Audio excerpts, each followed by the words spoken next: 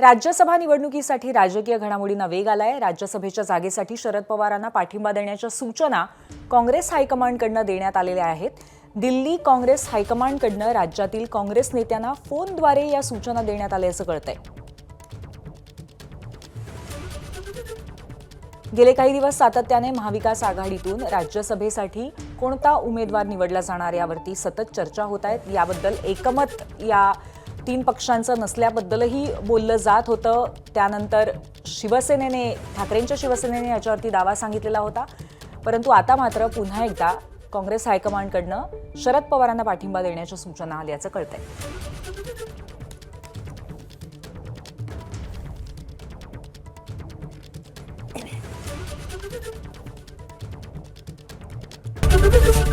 ABP माझा, उघडा डोळे बघा नीट।